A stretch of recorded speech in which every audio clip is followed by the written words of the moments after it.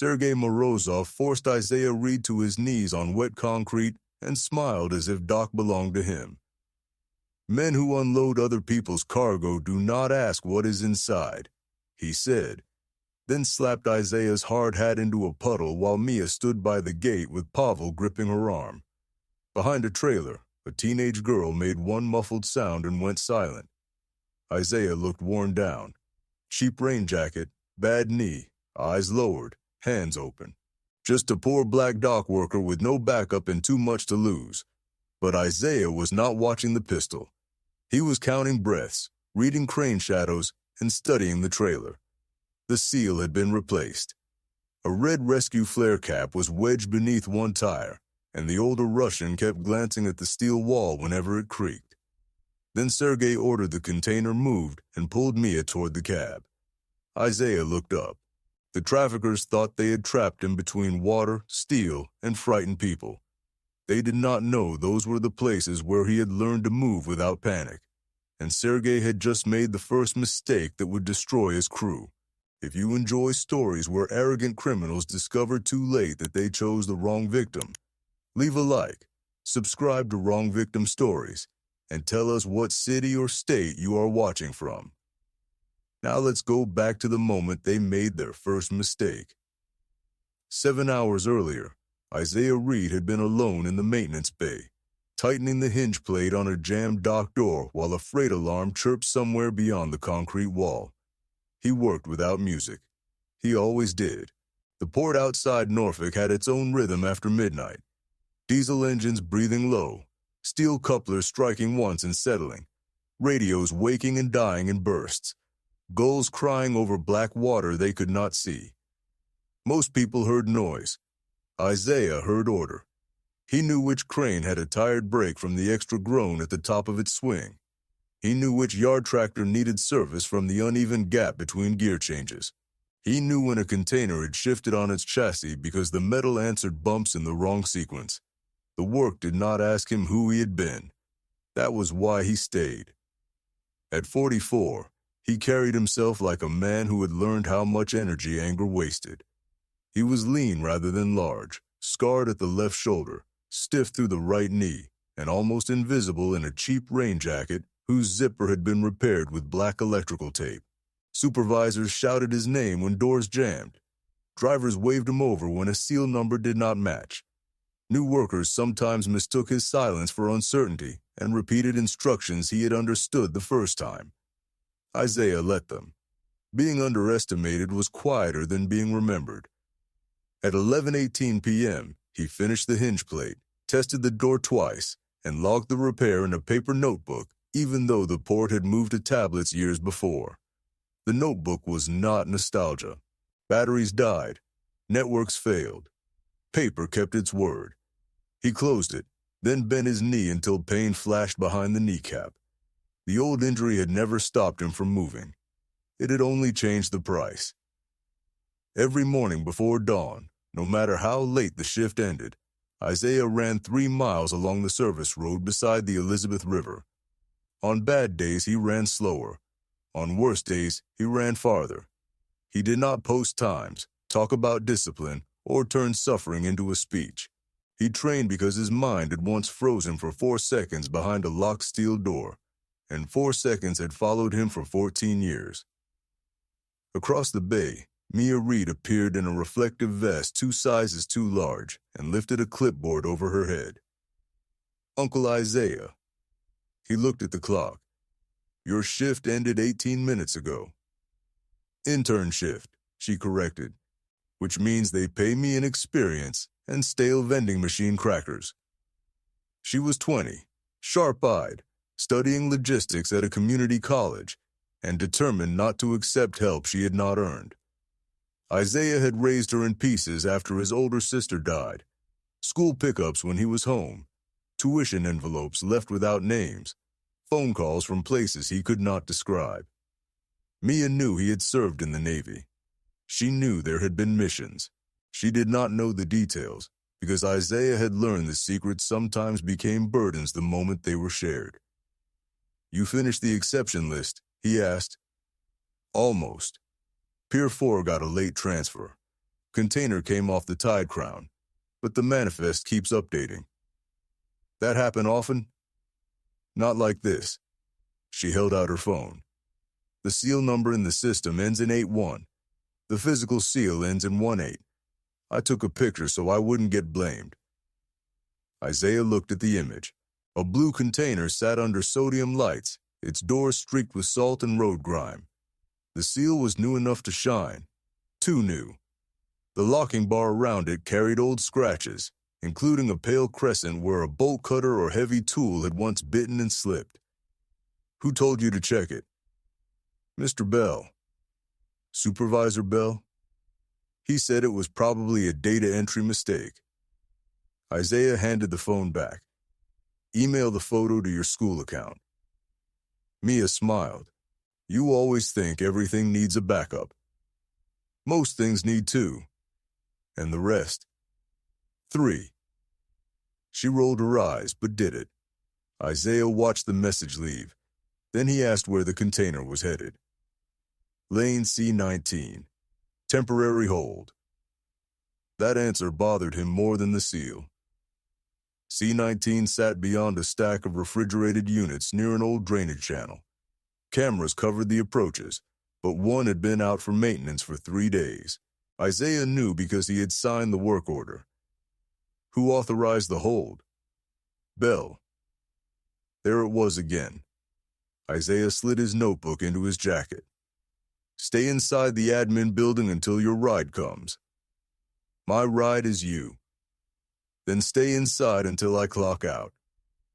Mia studied his face. You're doing the thing. What thing? The quiet thing where you decide something is wrong and pretend you're only checking a hinge. I'm checking a seal. That's worse. He almost smiled. Inside, Mia. She took 2 steps, then stopped. The truck driver was weird. Isaiah waited. Not weird. He never came to dispatch. He stood by the cab and watched the container, like he was listening to it. You hear anything? No. See anyone with him? A man in a dark coat, gray hair. He asked whether the tide gate was open. Isaiah felt the old part of his mind begin to sort details without permission. A late container, a replaced seal, a supervisor steering it toward a camera gap, a driver outside rotation, a man asking about water access instead of road clearance. Separate facts could be accidents. Together, they formed pressure. Inside, he said again. This time Mia obeyed. Isaiah crossed the maintenance bay and stepped into the night. The port stretched around him in long corridors of stacked steel. Rain had passed an hour before, leaving the concrete black and reflective. Beyond the barriers, container cranes stood over the river like enormous folded birds. He moved toward C-19 at the unhurried pace everyone expected from a man with a bad knee. No flashlight, no radio call. Not yet. A warning made too early could be as dangerous as a warning made too late. At the intersection beside Reefer Row, he saw the blue container. Its chassis was angled slightly off the painted line. A white tractor sat attached, engine idling. The company logo on the cab belonged to a regional carrier Isaiah knew, but the unit number had been covered by fresh mud. The driver wore a port vest with no company patch. He smoked without inhaling. Near the rear door stood the gray-haired man Mia had described. Older, broad through the chest, one hand in his coat pocket, eyes moving instead of his head.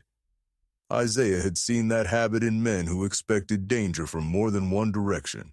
The older man noticed him and spoke in Russian to the driver. Isaiah did not understand every word, but he understood the change in tone. Curiosity had become assessment. He kept walking. A maintenance worker had reasons to be everywhere. Halfway to the trailer, something red caught under the rear tire. Isaiah crouched as though checking an airline. It was a plastic cap, scuffed and crushed at one edge. A rescue flare cap, the kind kept in marine emergency kits. It did not belong beneath a container chassis 200 yards from the river. He did not touch it. Evidence stayed useful when careless hands stayed off it. He leaned closer to inspect the tire, and from inside the blue steel came a sound too faint for anyone expecting machinery. 3 quick taps, a pause, then one. Not random settling, not cargo. A person. The gray-haired man took 1 step toward him. Problem. His English was careful. Isaiah stood slowly and rubbed his knee. Trailer's sitting heavy. It is cargo. Cargo usually stays quiet. The driver dropped his cigarette. The older man's face did not change, but his eyes hardened. Then a black SUV turned into the lane without stopping at the checkpoint. Supervisor Bell's access light flashed green on the windshield. The vehicle rolled between Isaiah and the admin building, and 4 men stepped out. The last was Sergei Morozov. He wore no reflective gear, no visible hurry, and the kind of expression that made other men hurry for him. He looked at Isaiah, then at the container, then at the red flare cap under the tire. For 1 brief second, fear crossed his face. Not fear of Isaiah, fear of time. Then it disappeared. You, Sergei said. Dock worker, come here. Isaiah did not move right away. Inside the container, the tapping stopped. That silence changed the night. Someone behind steel had spent what little courage they had on a signal, and now strangers were deciding whether it had been heard. Sergei approached with 2 men behind him. One was Pavel Orlov, younger than the others, thick-necked and restless, his anger always arriving before anyone had given it a job. The other carried a tablet and wore a contractor badge clipped upside down. Supervisor Dennis Bell came from the SUV's passenger side, tugging at his vest. He was a narrow man with pale lashes and a habit of talking too fast when he wanted something to seem ordinary. Isaiah, Bell called. This lane is closed for a customs transfer. Go back to maintenance. Isaiah looked at the container. Seal mismatch. Already handled. By who? By me. Bell forced a laugh. That's why I'm the supervisor. Manifest says hold. Manifest changed. Who changed it? Pavel stepped close enough for Isaiah to smell coffee and cigarettes. He asked many questions. Sergei studied Isaiah's jacket, worn boots, and stiff knee. The assessment took less than a second. Men like Sergei built decisions from visible weakness. Clothes, age, job title, whether a man looked away. Isaiah supplied every answer Sergei wanted. What is your name? Sergei asked. Isaiah. Last name? Reed. Behind Sergei, the older man's gaze sharpened. It was slight, almost nothing, but Isaiah saw it. You know him? Sergei asked in Russian. The older man shook his head. No. He answered too quickly. Sergei turned back. Mr. Reed, there is no problem. The cargo belongs to people who are in a hurry. Your supervisor says move away. Girl inside says different. Bell's face emptied. Pavel took another step. Sergei did not. That told Isaiah who controlled the room and who needed control to be seen. There is no girl, Sergei said. Then open it. The lane seemed to narrow. Engines idled. Refrigeration units hummed. Somewhere beyond the stacks, a ship horn rolled across the river and faded. Isaiah watched each man absorb his refusal. The contractor with the tablet looked toward Sergei. Pavel looked toward Isaiah's hands. Bell looked toward the admin building, where Mia had gone. The older man looked at the container. Hierarchy, fear, exposure. 4 different concerns, all useful. Sergei smiled without warmth. You were tired. You heard metal. Metal doesn't hold its breath. The older man whispered something in Russian. Sergei answered sharply. Isaiah caught one word. Devushka. Girl. Then a radio crackled at Bell's shoulder. Supervisor, this is Gate 2. We have a discrepancy on late transfer C19. Need driver confirmation. Bell snatched the radio free. Discrepancy cleared. Keep traffic moving. Copy. Need driver ID for log. Bell stared at Sergei. Sergei stared at the contractor. The contractor began typing. The delay frightened them. Isaiah filed that away. Police were not the immediate fear. Time was. Something was coming. A deadline, a pickup, a tide window, a person who expected proof. Sergei lowered his voice. You will return to your work. When the doors open. Pavel laughed once. He thinks this is his port. No, Isaiah said. That's your mistake. Sergei's smile vanished. For a moment, Isaiah thought the man might order violence there. Instead, Sergei looked past him toward the admin building. A figure had appeared behind the glass. Mia. She had seen the SUV and come back to the window. Isaiah did not turn his head. He did not need to. Pavel followed Sergei's gaze. Who is she? Bell said, Intern. Nobody. Isaiah heard the word nobody and knew the night had just become worse. People called nobody were the easiest to use. He raised his radio. Maintenance to dispatch. Pavel knocked it from his hand before he could press the transmit button. The radio struck the pavement and skidded beneath the trailer.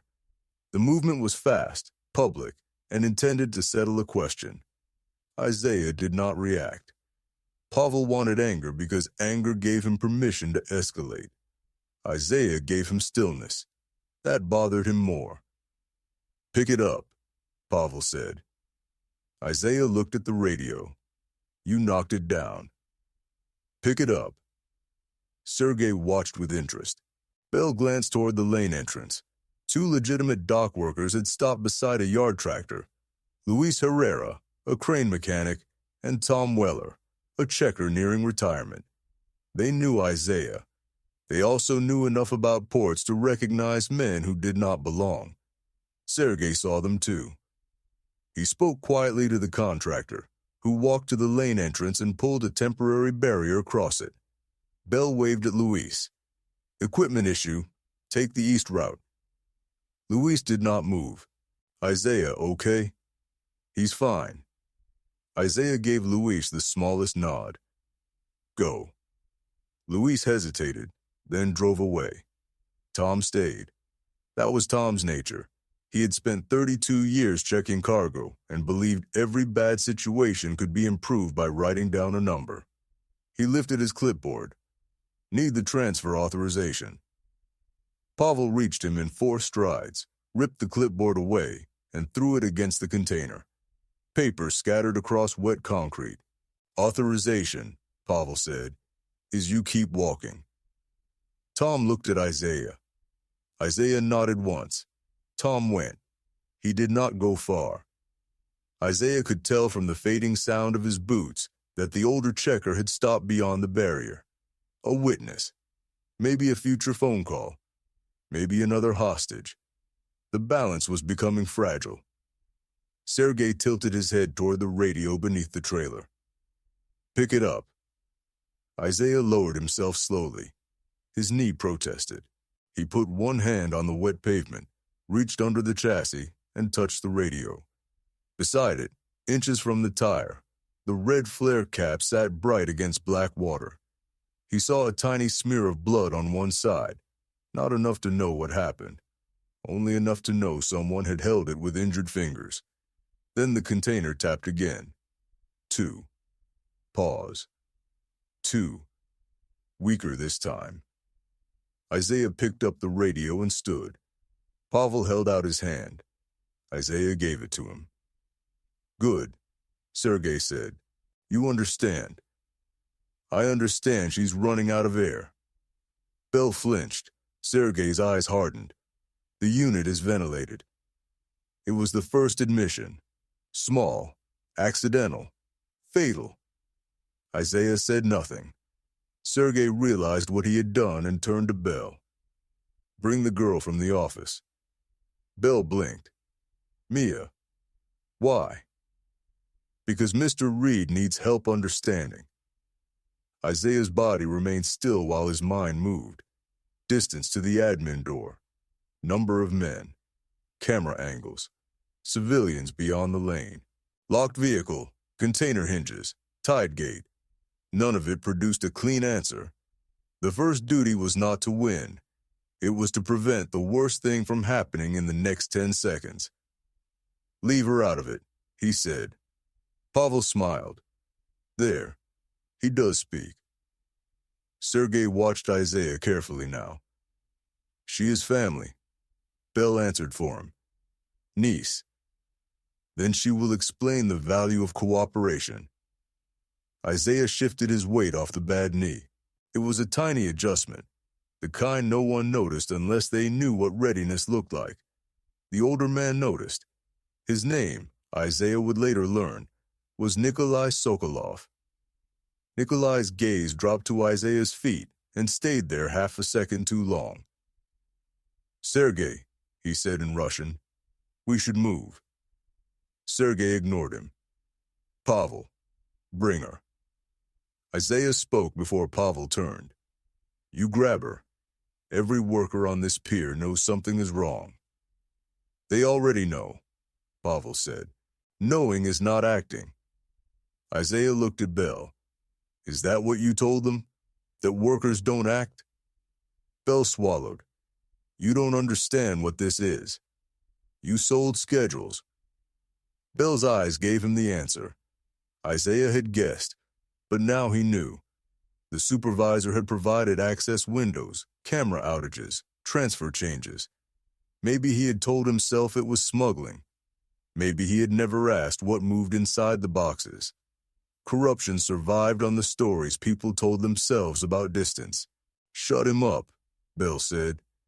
Sergei's head turned slowly. You do not give orders. Bell stepped back. That fracture mattered. A crew under pressure did not fail all at once. It failed along lines already present. The contractor returned from the barrier and handed Sergei the tablet. A notification glowed on the screen. Sergei read it, and for the first time his control slipped. How long? He asked. 40 minutes, the contractor said. Maybe less. To where? Channel checkpoint. Sergei looked toward the river, the tide gate.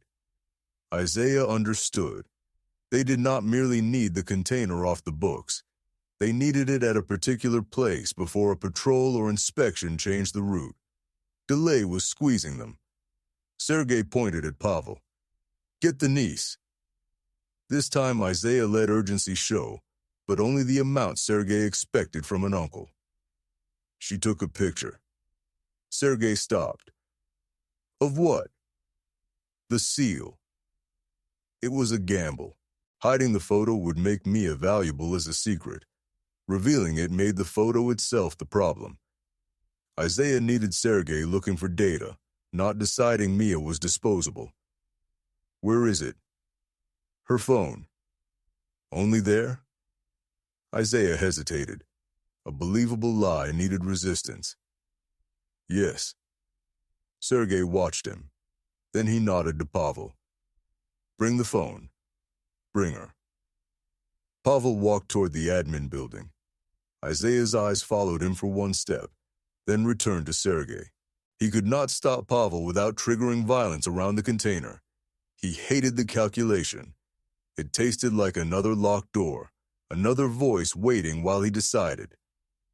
14 years vanished. Water rose around his thighs. Aaron Vale shouted through darkness. A captive pounded from behind steel. Isaiah heard it and chose the wrong corridor. In the present, his breath shortened once. He caught it, held it, released it.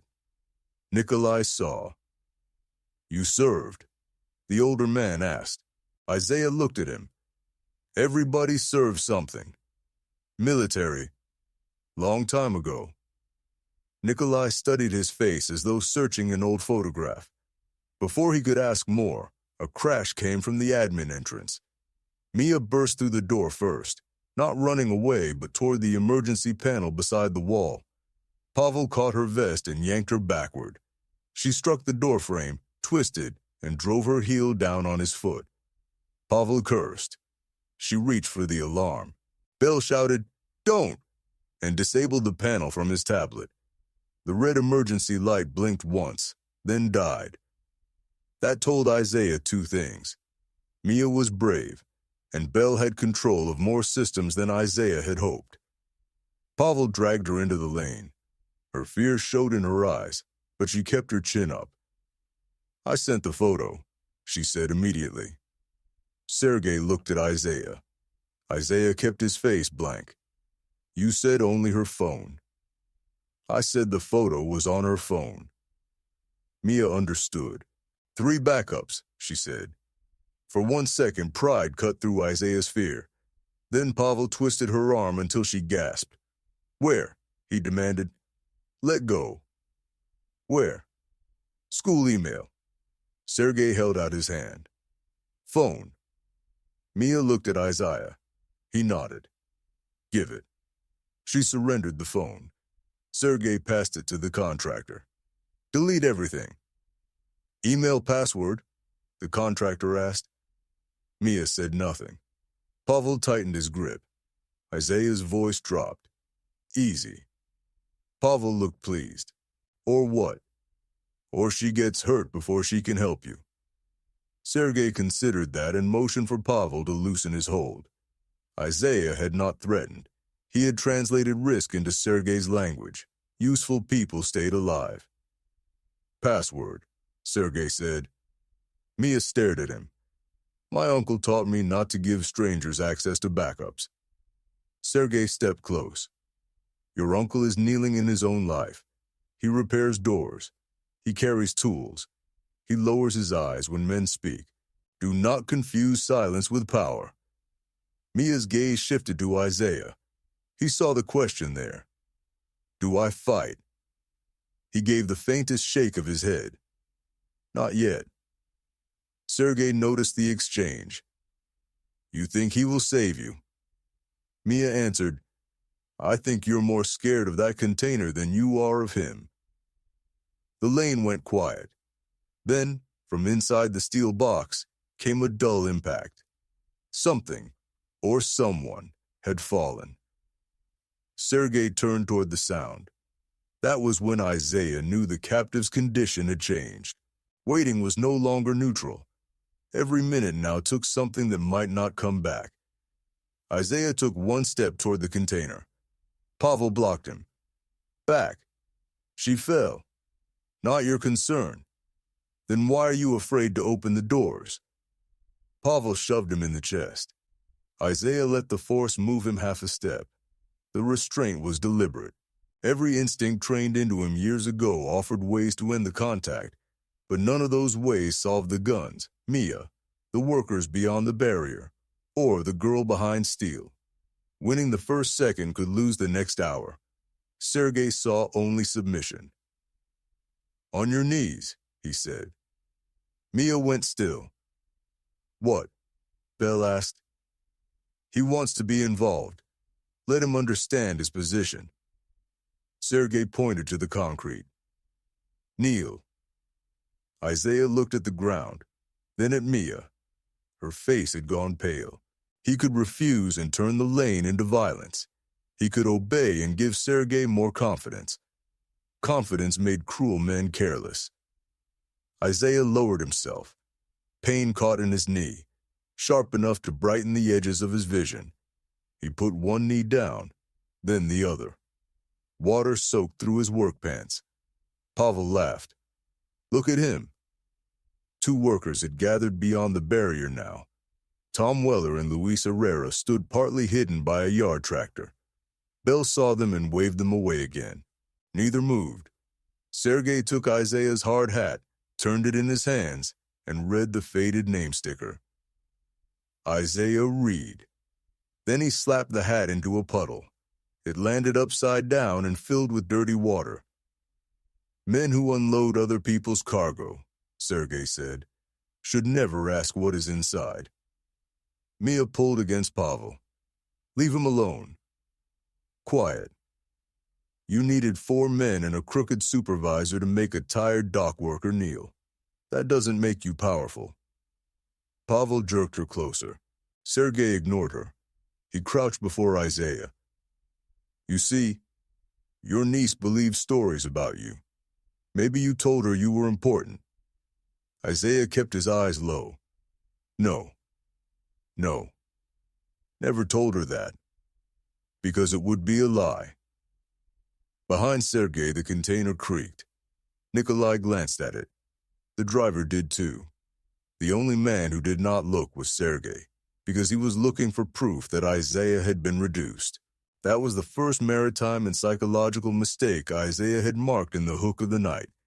Sergei watched the man he wanted to humiliate instead of the environment he needed to control. The tide was rising under Pier 4. Water moved through the old drainage channel beside C-19, lifting trash and carrying oil-slick rain toward the river. If they drove the container to the tide gate, they would have to use the west service lane, because stacked reefers blocked the east turn.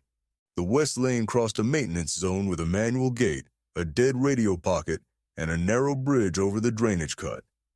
Sergei thought the dock belonged to him because Bell controlled screens and access lights.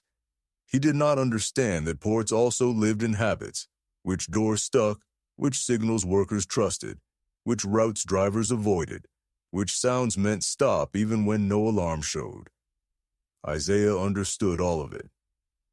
Password, Sergei told Mia. No. Pavel raised his hand. Isaiah lifted his eyes. He did not move. He did not speak. But something in his face stopped Pavel for a fraction of a second. It was not rage. Rage was familiar. This was measurement. Pavel covered his hesitation by grabbing Isaiah's hard hat and dumping the water over his head. Cold runoff slid down Isaiah's face and under his collar. Still quiet, Pavel said. Maybe he is broken. Isaiah breathed in through his nose for 4 counts and out for 6. Slow breath lowered noise.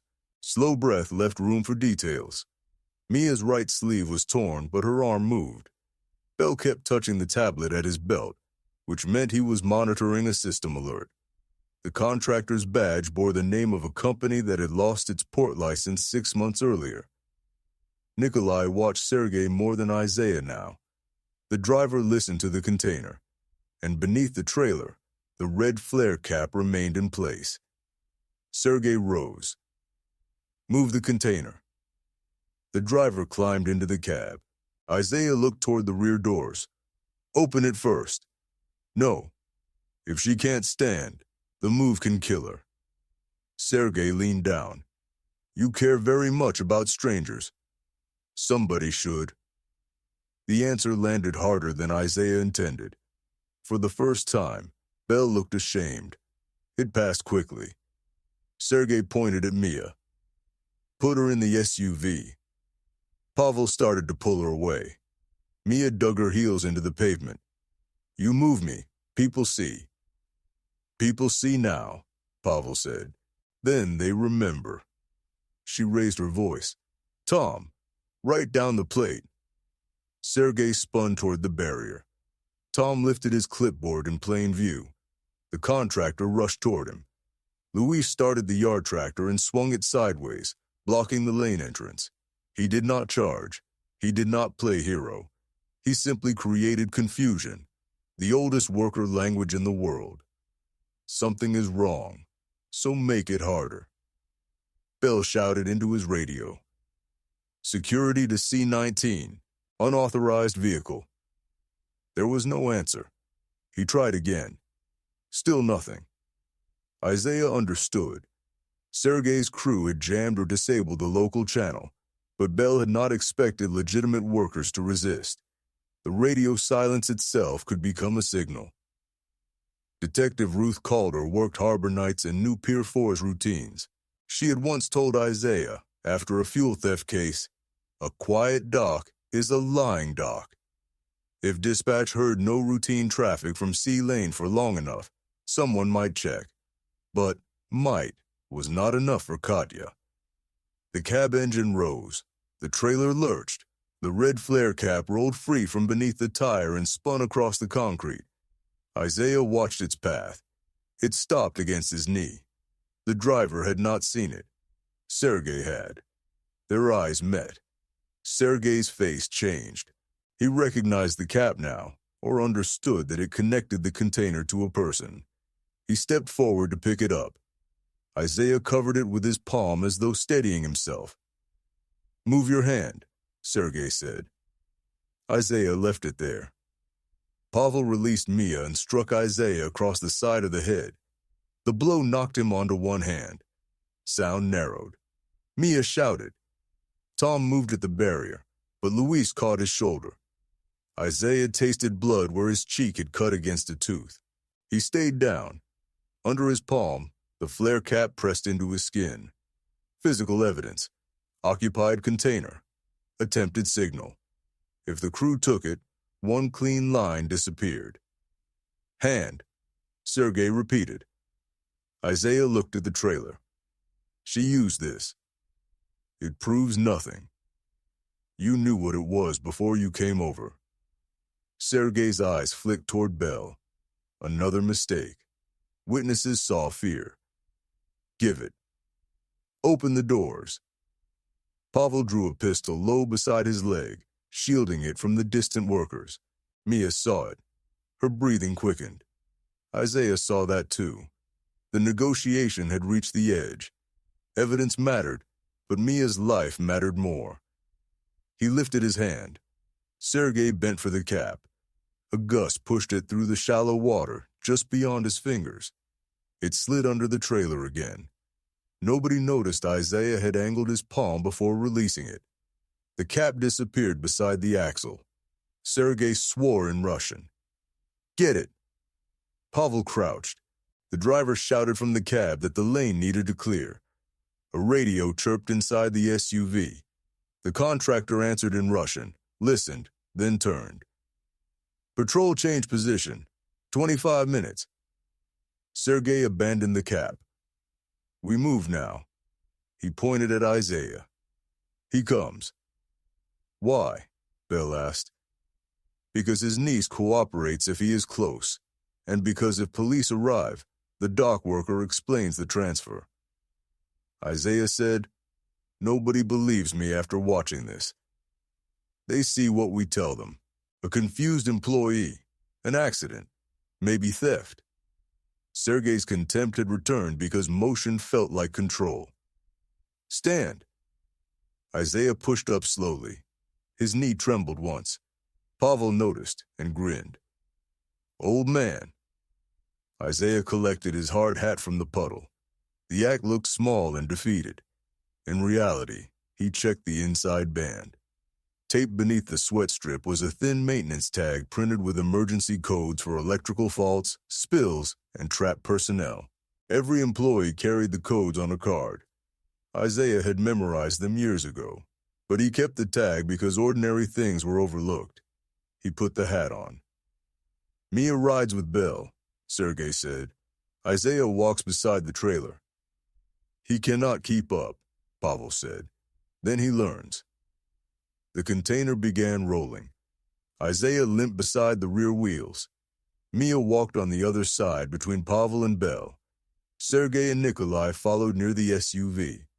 The two workers remained blocked at C-19. As the convoy turned west, Isaiah looked once at Tom. Then he tapped the side of his hard hat twice, touched his chest, and pointed down. To anyone else it meant nothing. To a port worker, the gestures resembled a routine request. "Check the floor-level sensor." Tom's eyes narrowed. Isaiah repeated only the last part, "point down," then turned away. Tom would inspect the lane. He would find the flare cap if Pavel had not. Maybe. Partial answer. Bigger question. Could Tom get it to Calder before Sergei moved the container out of reach? The convoy entered Reefer Row, where compressor noise swallowed conversation. Stacked containers rose on both sides, blue, red, gray, their numbers flashing past beneath sodium lamps. Isaiah counted turns. He knew the planned route now. West Service Lane, Maintenance Bridge, Tide Gate. The crew believed they were using a quiet corridor selected by Bell. Isaiah had helped design the detour for crane repairs. He knew the gate at the bridge sometimes failed to read electronic passes after heavy rain.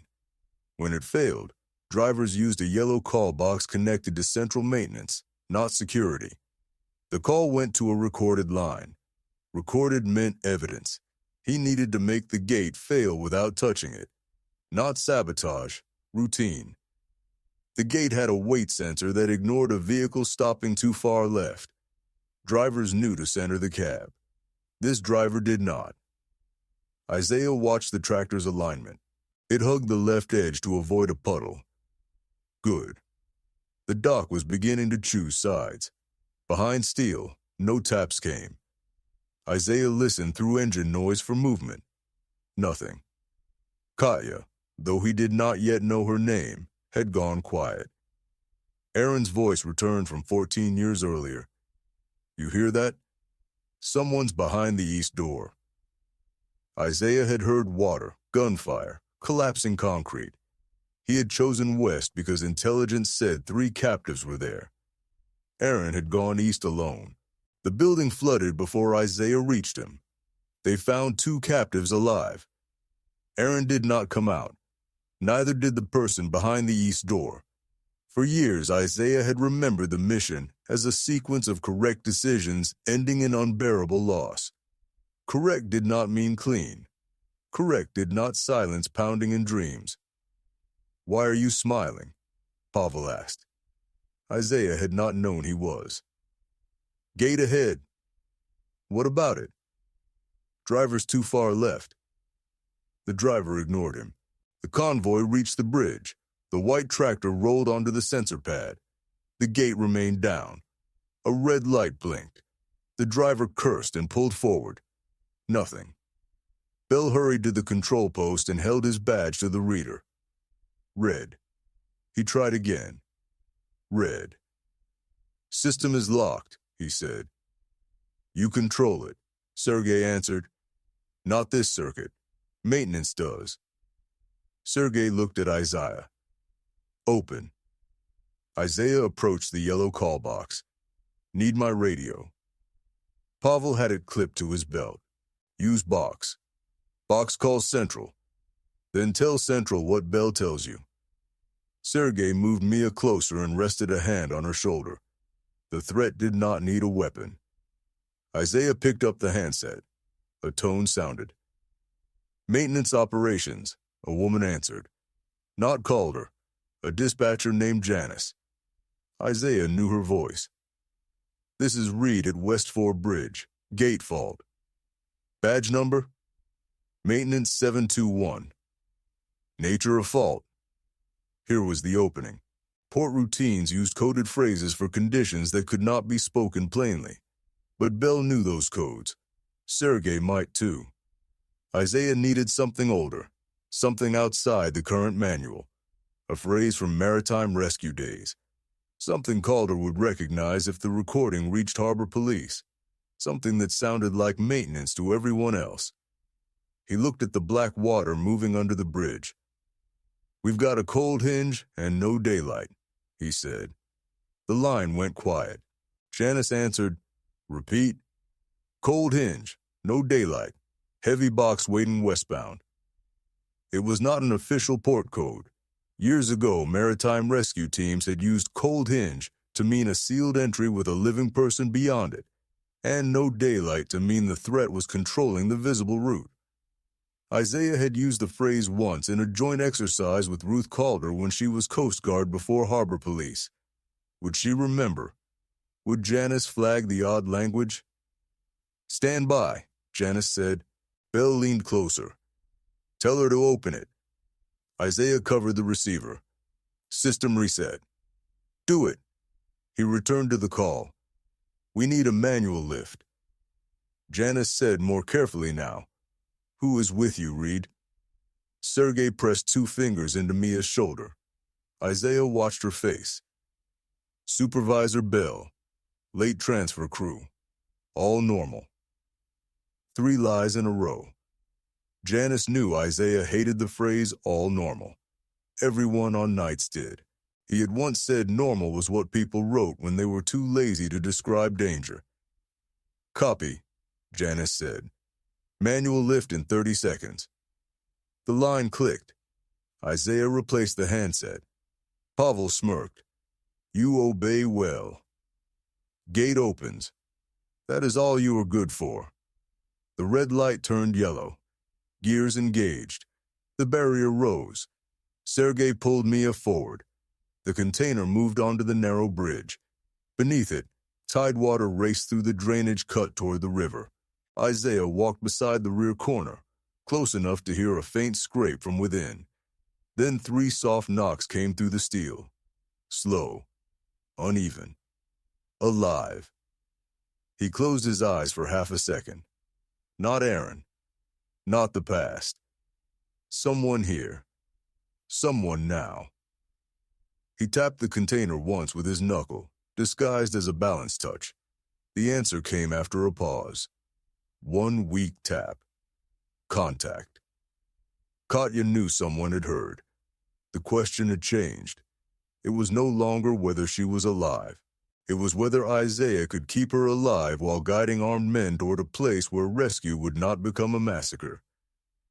At the far end of the bridge, Sergei's radio rang. He listened, then looked back at Isaiah.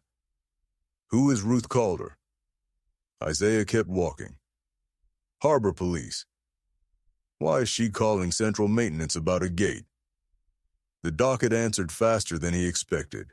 And now, every man around him knew the quiet worker had said something they had failed to understand. Sergei stopped the convoy at the far end of the bridge. "Answer." Isaiah looked toward Mia before he looked at him. "Detective Calder handles port calls." "Why your call?" "Ask her." Pavel drew the pistol halfway from his jacket. "We ask you." "Then put the gun away and listen." The calm answer unsettled him. Pavel expected pleading or defiance. Isaiah offered instruction. Sergei stepped between them. "What did you say on that phone?" "Gate fault." "The other words." "Old maintenance language." Bell shook his head. "Not ours." "Older." "How old?" Nikolai asked. Isaiah met his eyes. "Old enough." The contractor approached with the tablet. Calder called dispatch. She asked whether Reed was under duress. Sergei turned on Bell. "You said police were outside the lane." "They were. She must know him." "How?" "Everybody knows him. He's been here 6 years." "That is not an answer." Bell's voice rose. "I don't know. He fixes doors." Sergei looked back at Isaiah. Water moved under the bridge. The container idled between 2 gate arms, trapped for the moment by its own length. A poor place for Sergei to lose control. Civilians could approach from either end. Cameras at the west post were active. Bell knew it. Isaiah knew it. "Move," Sergei ordered. "To the old maintenance shed." "That's not the route," Bell said. "It is now." "We lose 8 minutes." "We learn who he is." The white tractor pulled forward. The convoy left the bridge and turned toward a low concrete building used for spare parts and storm gear. Isaiah walked beside the container, listening. No more taps. He could not tell whether Katya was saving strength or losing consciousness. That uncertainty became a weight heavier than any threat. Mia moved close enough to whisper, "What did you tell them?" Pavel shoved her away. Isaiah answered anyway. "That a door's closed." Mia looked at the container. She understood the part he could not say. At the maintenance shed, Bell used his badge to open a rolling door.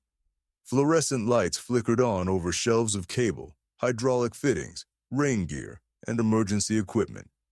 The container remained outside, engine running. Sergei brought Isaiah and Mia inside while Nikolai watched the trailer. Pavel closed the door halfway, leaving a narrow view of the lane. The contractor searched Isaiah's pockets. He found the paper notebook, a ring of maintenance keys, a folding ruler, 2 pencils, and a small flashlight. No weapon, no second phone.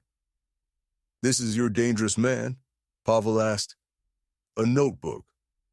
Sergei took it. The pages held dates, work orders, seal discrepancies, broken lights, and equipment noises. 6 years of quiet observation. He flipped faster. "Why write all this?" "Because systems forget." "You think you remember better?" "Usually." Sergei threw the notebook onto a workbench. "Search his locker." Bell hesitated. "That's employee property." Everyone looked at him. Bell lowered his eyes and led the contractor to a row of dented gray lockers. Isaiah's was number 14. Bell tried a master key. The lock opened. Inside hung a clean work shirt, a spare pair of gloves, and a dark blue gym bag. A photograph had been taped to the inside door. Mia had never seen it. 8 men stood on the deck of a ship at dawn, faces tired, uniforms wet, the ocean behind them. Isaiah was younger, broader, unsmiling. Aaron Vale stood beside him with one hand on his shoulder. There were no labels, no insignia visible, nothing a stranger could prove from a glance. But Nikolai had come in from the lane, and when he saw the photograph, he stopped. "Take it down," Isaiah said. It was the first command he had given. Pavel grinned. "Important." He tore the photograph free. Isaiah's hands remained at his sides. Only Mia saw his thumb press once against his forefinger. A restraint ritual. Something old. The contractor opened the gym bag. Running shoes, tape, a knee brace, a towel. Beneath them sat a small wooden box. He opened it.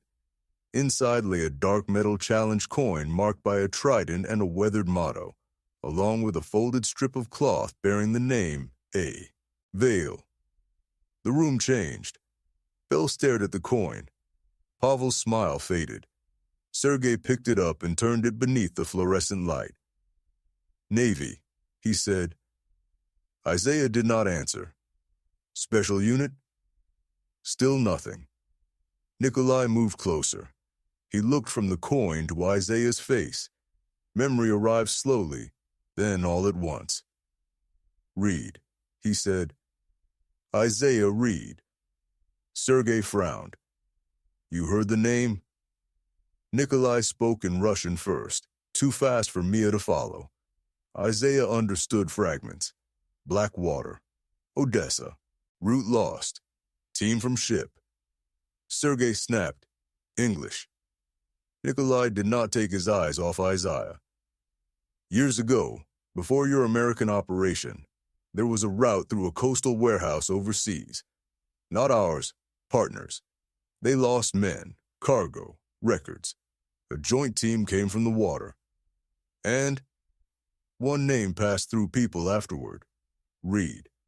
A man who herd captives behind a flooded wall." Isaiah felt the room close.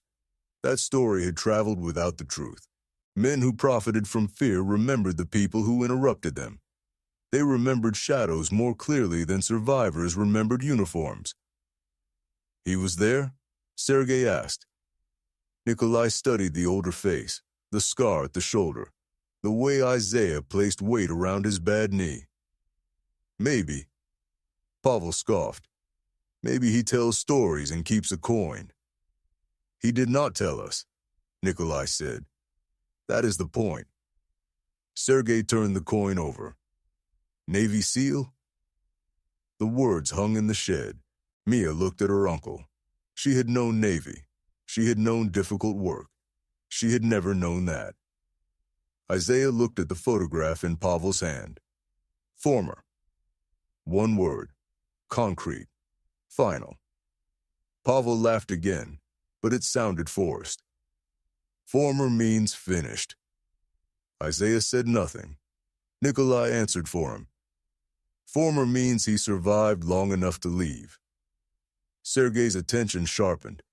The humiliation at C-19 now looked different in his memory. Kneeling, lowered eyes, open hands, not surrender, Control. The question was no longer whether Isaiah was weak. It was how much he had already done while appearing weak. "What did you tell Calder?" Sergei asked. "There's a person behind a sealed door." Nikolai's eyes flicked toward the container. He told her. Not where. She knows the port. Not which box. Isaiah looked at the coin. She knows enough to start. Pavel grabbed Mia by the back of her vest. "Then we leave her." Sergei shook his head. "No, we need leverage. Kill the worker." Bell recoiled. "No. No bodies. That was the deal." Sergei turned. "The deal was schedules and access. You failed at both. I gave you the camera gap, the transfer code, the patrol window. And an intern took a photograph." Bell pointed at Mia. "Because she was somewhere she wasn't assigned." "You assigned her," Isaiah said. Bell stared at him.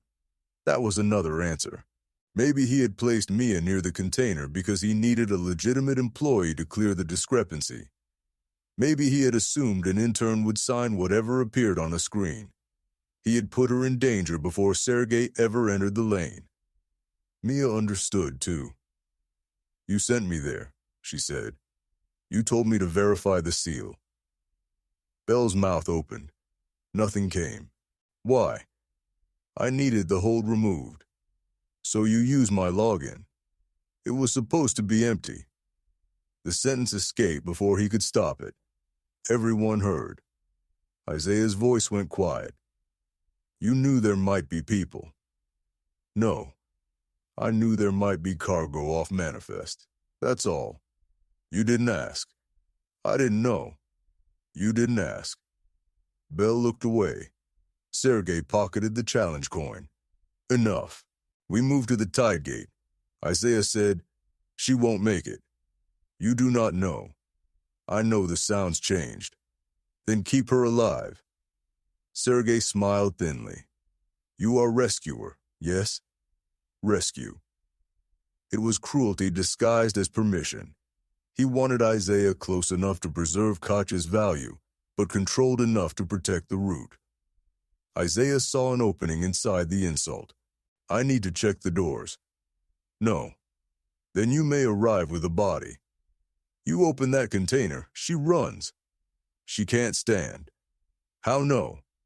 "Because the last impact came low, then no movement." Nikolai listened. His expression tightened. He had heard it too, but he had not understood. Sergei looked toward the lane. 20 minutes had become less. Every delay increased risk. Every choice made him depend more on the man he had humiliated. "You check from outside," he said. "No opening." Isaiah nodded. Pavel pushed him toward the door. Mia caught his sleeve. "Uncle." He turned. "Why didn't you tell me?" "Not now." "Were you really?" "Mia." The way he said her name stopped the question. "I need you to watch Bell." Bell stiffened. "Why?" "Because scared men reach for exits." Mia glanced at the supervisor's tablet. "What am I looking for?" "What he protects." That was all. Pavel separated them. Outside, Isaiah approached the container's rear doors. The engine vibrated through the chassis.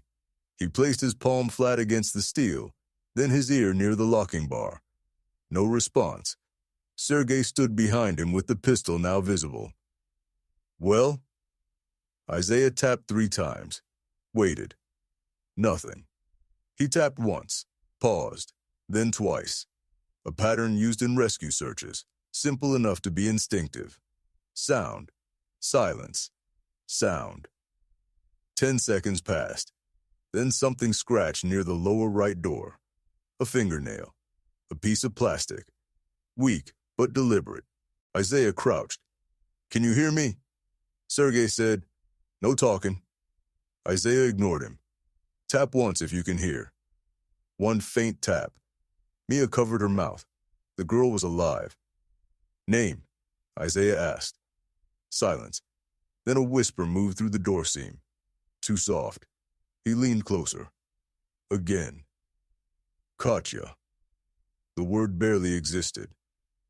Katya, stay with my voice. Sergei grabbed Isaiah's shoulder. Enough. Isaiah did not move. How long inside? I don't know. Are you hurt? A pause. Head. Can you breathe? Hot. It was not a medical assessment. It was human contact. The proof that the world outside still contained someone who had heard. Isaiah closed his eyes. 14 years earlier, behind another door, a captive had screamed once and then gone silent beneath rising water. Aaron had gone toward that voice.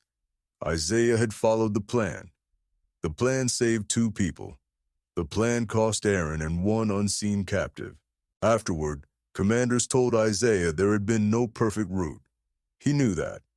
Knowledge did not matter at 3 a.m. when memory rebuilt the door. Katya, he said, I'm Isaiah. We're moving, but I'm staying with you. Don't let them take me. The words were clearer because fear gave them force.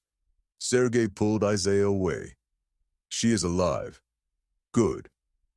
She needs air. At the gate. Now. Pavel pressed the pistol toward Isaiah's ribs. You forget position. Isaiah looked down at the weapon, then at Pavel. No. I remember everybody's position. Nikolai stepped between them. Sergei, he is right about delay. If she dies, route is finished. You defend him? I defend purpose. Sergei considered the container. 2 minutes, vent only. Bell said, opening the seal triggers the log. The seal already changed. Door sensor still reports. Disable. I can't without central seeing. Mia spoke. You already disabled the emergency panel. Bell turned toward her. Different system. So the system you protected tells us what you're afraid of. Bell clutched the tablet. Mia had followed Isaiah's instruction. Watch what he protects. The door sensor records time and location, she said. That proves the container was opened here. Sergei's expression sharpened. Can you erase? Bell said, later. Now. I need network access from the control office. There it was. The corrupt supervisor's escape route was not the road. It was the data. He needed the control office to erase records tying him to the transfer. Isaiah looked at Mia. She saw it too. Open, Sergei ordered. Bell protested. Sergei raised the pistol. Vent. 2 minutes. The driver broke the replacement seal with a tool. Isaiah watched the pieces fall and memorized where they landed. Evidence. The doors opened only a few inches. Held by a chain, Pavel looped loosely through the bars. A wave of trapped heat and sour air escaped. From the dark came a frightened gasp. Isaiah moved toward the gap. Pavel blocked him. Stay. She needs water. At gate. Now. Sergei nodded to the driver. A bottle appeared. Isaiah took it. He crouched and slid it through the opening. A pale hand reached from darkness, shaking so hard it struck the steel twice. Bruises marked the wrist. Isaiah steadied the bottle but did not grab her. Small sips. Are you police? Katya whispered. No. Then who? Mia stood behind Pavel, eyes fixed on her uncle. The truth had begun to surface in pieces. Isaiah answered, a dock worker. Katya gave a broken laugh that turned into a cough. They said nobody would hear. They were wrong. Sergei checked his watch. Close. 30 more seconds. Now. Isaiah handed the bottle through and let go. Keep it. The door shut. The locking bars turned. A new temporary tie replaced the broken seal, but Mia had seen the pieces fall. So had Bell. So had the camera over the maintenance shed. unless Bell erased it. The race now had two fronts: save Katya before her condition failed, and preserve enough truth that Sergei could not turn the night into rumor. As the convoy prepared to move, a harbor police cruiser appeared at the far end of the west lane. It did not rush. It stopped beneath a light, broadside to the road. Detective Ruth Calder stepped out alone, hands visible, rain jacket open over her uniform. She was 51, practical, gray at the temples, and too experienced to confuse speed with control. "Isaiah," she called across the distance, "you got a cold hinge?" Sergei went very still. Isaiah did not answer. He did not need to. Calder had remembered. The rescue phrase had reached the right person. But Sergei moved faster than hope. He pulled Mia against him, put the pistol beneath her jaw, and ordered the driver forward. The container engine roared. Pavel aimed toward Calder. Bell killed the lane lights from his tablet. Darkness dropped between the stacks. In one motion, the situation became worse than before. Mia was a hostage. Katya was moving. Police had line of sight, but no safe shot. And Sergei finally understood that Isaiah was not waiting for rescue. He was building one. Later, Mia would think the whole night could be summed up in one brutal sentence. Russian traffickers humiliated a black dock worker. They didn't know he was a Navy SEAL. But in that dark lane, there was no victory in the reveal. There were only two frightened young women, a moving container, and men with guns discovering that the person they mocked knew exactly how little room a rescue had for mistakes. Calder did not raise her weapon. She lifted one hand and spoke into her shoulder radio. "All units hold. Civilians exposed. Container westbound." Amber emergency strips flickered on as the convoy moved through shadow. Sergei dragged Mia beside the SUV. Pavel aimed back toward Calder. Nikolai watched Isaiah as if the tired dock worker had become the center of an equation he could not solve.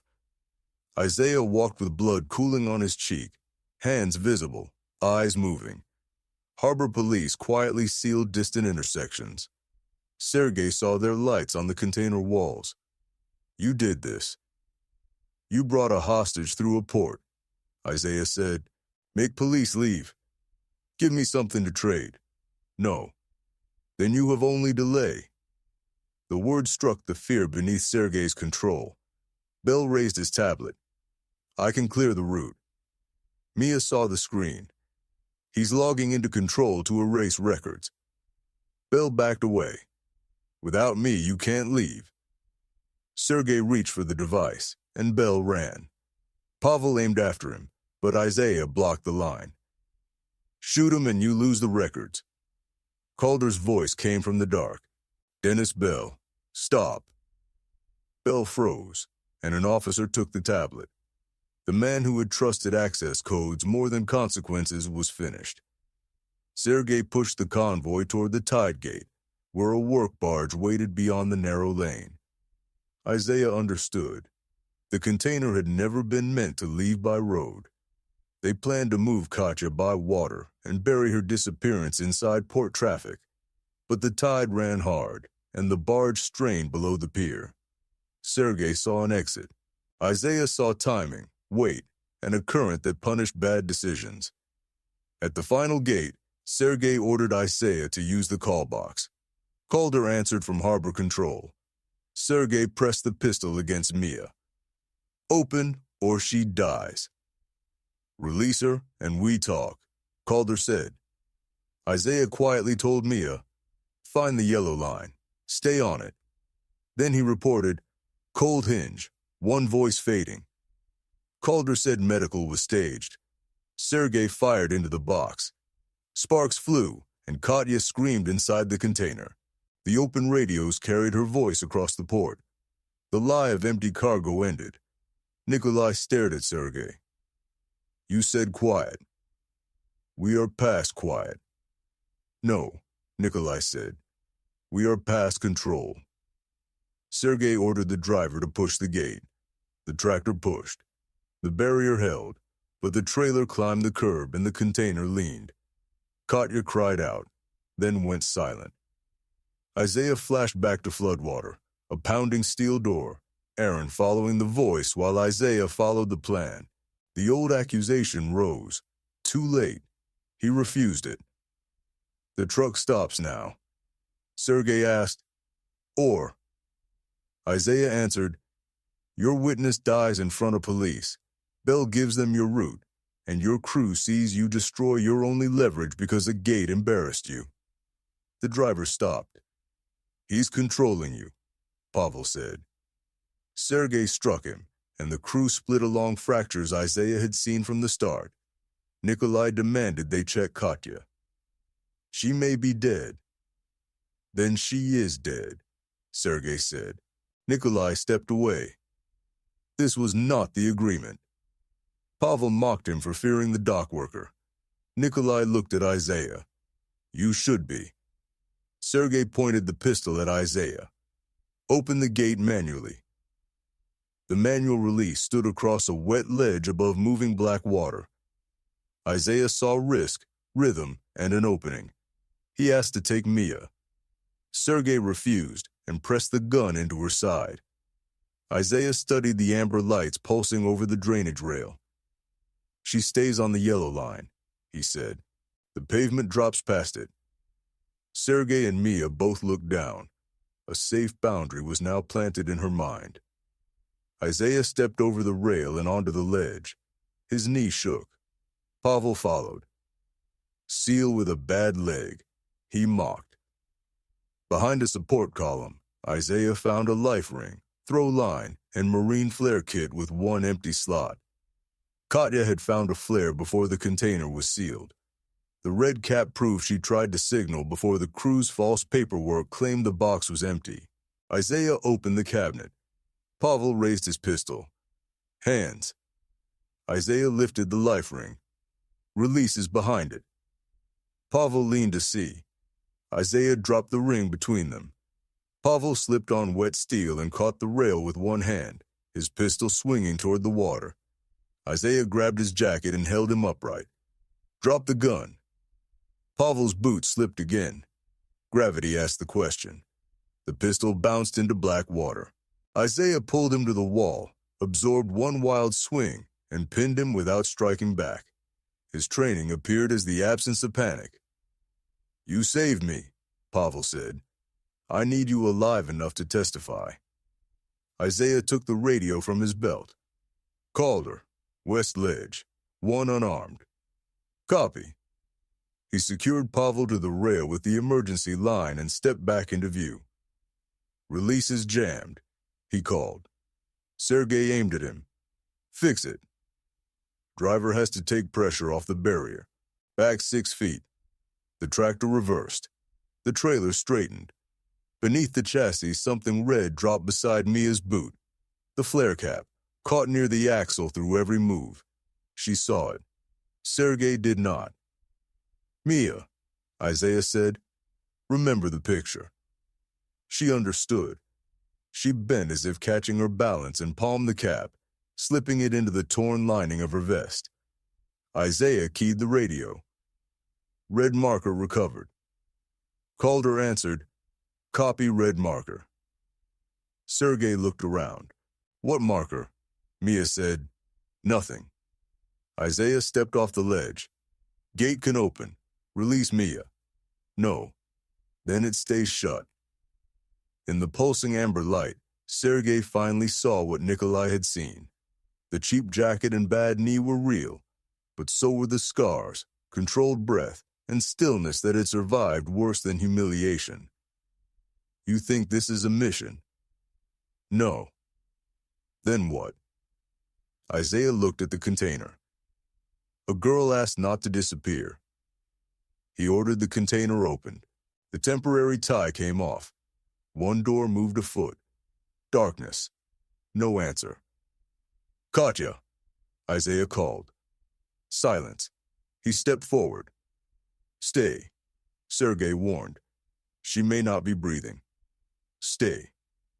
Mia drove her elbow into Sergei's ribs, shifting the pistol, then dropped onto the yellow line. Nikolai grabbed Sergei's arm.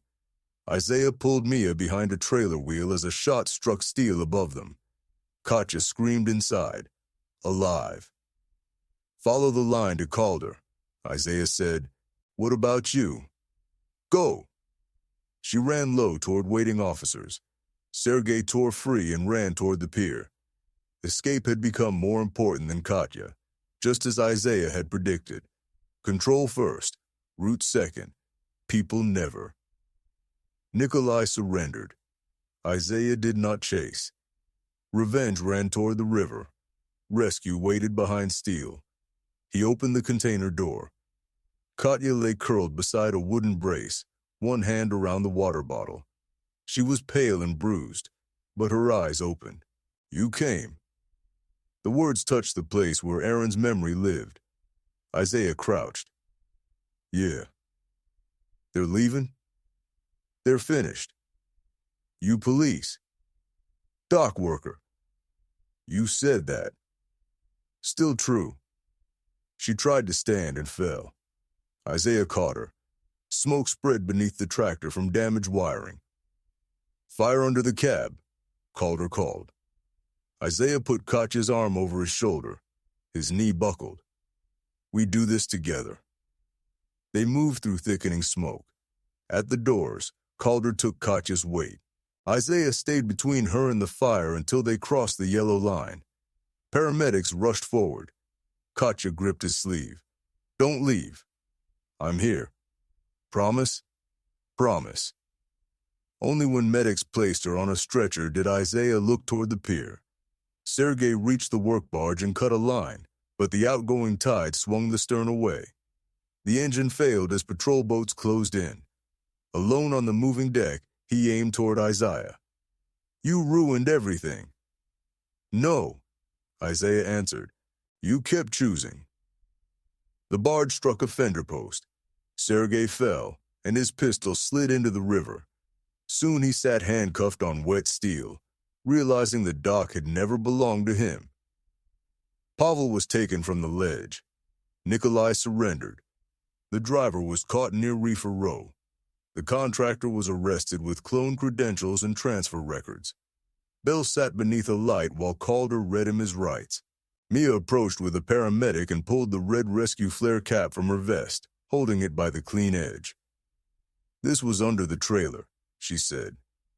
Calder sealed it in an evidence bag. Mia's backed-up photo, Tom's image of the cap's original position, the recorded maintenance call, the door log, and restored cameras preserved the route. The red cap proved Katya tried to signal before the crew claimed the box was empty. Small and damaged, it helped expose how men hid a frightened girl behind steel while rewriting records around her. Dawn spread over the port. Federal investigators closed Pier 4 and traced the route. Katya Levin went to a hospital under guard, injured and dehydrated but alive. Before the ambulance left, she asked for Isaiah. So they can't make me nobody, she said after giving her full name. They can't, he answered. Will I be alone when they ask questions? No. She released his sleeve. Mia sat on the rear step of another ambulance while a medic wrapped her wrist. You were a Navy SEAL, she said. Yes. An actual one? Still yes. And you let me think the generator story was your biggest adventure. That generator was difficult. She laughed once, then cried. Isaiah put an arm around her. Who was Aaron? She asked. Isaiah looked toward the maintenance shed and the photograph of his old team. My teammate. We went into a flooded compound to bring people out. We heard someone behind a steel door. Intelligence said more captives were the other way. I chose the plan. Aaron followed the voice. He didn't come back. And the person? We never knew. Mia held his hand. You heard Katya. This time. You heard her, Mia repeated. It did not rewrite the past. It did not bring Aaron back. But healing was not replacing one ending with another. It was standing near the memory without letting it choose every future decision. Weeks later, Sergei's crew and Bell faced charges for kidnapping, trafficking, conspiracy, corruption, weapons, and obstruction. Cooperation did not erase Nikolai's crimes, and Bell's refusal to ask what moved through his port did not protect him. The port repaired the camera gap. Katya entered protection, and Mia returned to her internship. On her first night back, she found Isaiah at Locker 14. The evidence unit had released Aaron's challenge coin. For years, Isaiah had hidden it inside a wooden box beneath running gear. Now he placed it beside the locker light in the open. Aaron's memory still hurt. It always would. Pain did not have to be a locked room. First light touched the cranes. Isaiah zipped his cheap rain jacket and ran beside the river. His knee hurt, but he kept moving, not to punish himself or outrun the past. Endurance meant pain did not get the final decision. When he returned, Mia waited with coffee. Isaiah wanted no ceremony. He wanted doors checked, seals matched, workers heard, and people behind steel treated as people before paperwork decided otherwise. At Pier 4, water moved beneath the drainage bridge, carrying morning light toward the river. Silence had once meant he was too late. Now it meant someone had been found and allowed to rest. Sergei had mistaken quiet for surrender, labor for weakness, age for helplessness, and humility for fear. They humiliated him because he looked like a black dock worker they could break. By sunrise, Sergei Morozov understood that Isaiah Reed had spent half his life entering dark places where men like him lost control.